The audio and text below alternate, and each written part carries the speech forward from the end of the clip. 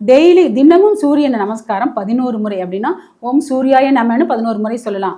இல்லாட்டி அஸ்வத் வஜாய வித்மிகே பாசகஸ்தாய தீமகி தன்னோ சூரிய பிரசோதயாத் இப்படி சொல்லியும் இதையும் 11 முறை சொல்லி சூரியனை பார்த்து வழிபடலாம். இப்படி வழிபடும் பட்சத்தில் கண்டிப்பாக அவங்களுக்கு அரசு வேலை கிடைக்கும்.